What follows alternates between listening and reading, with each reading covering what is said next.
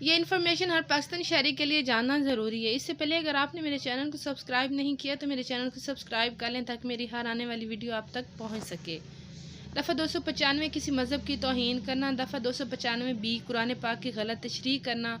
دفعہ 295 توہین رسالت۔ دفعہ 298 توہین صحابہ۔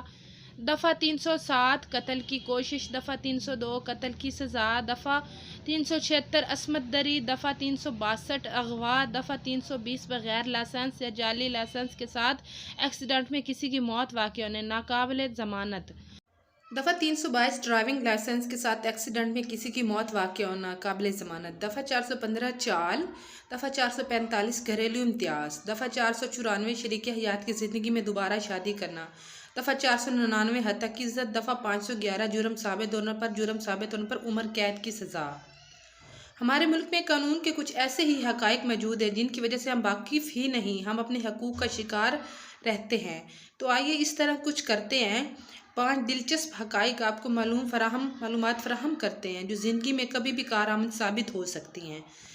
نمبر 1، شام کو خواتین کو گرفتار نہیں کیا جا سکتا۔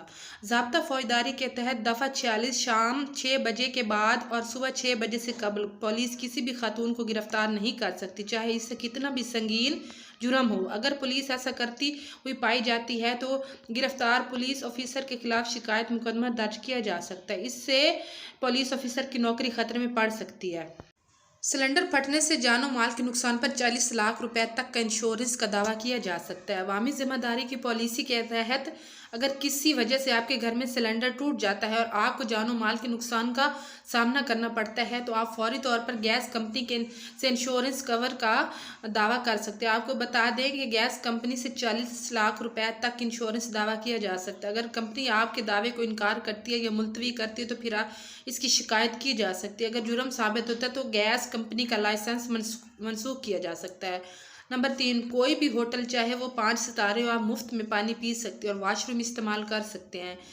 سیریز ایکٹ 1887 کے مطابق آپ ملک کے کسی بھی ہوٹل میں جا کر پانی مانگ سکتے ہیں اور اسے پی سکتے ہیں اور اس ہوٹل کے واش روم کا استعمال بھی کر سکتے ہیں۔ اگر ہوٹل چھوٹا ہے یا 5 ستارے ہیں وہ آپ کو روک نہیں سکتے۔ اگر ہوٹل کا مالک یا کوئی ملازم آپ کو پانی پینے یا واش روم کے استعمال سے روکتا ہے تو آپ ان پر کارروائی کر سکتے ہیں۔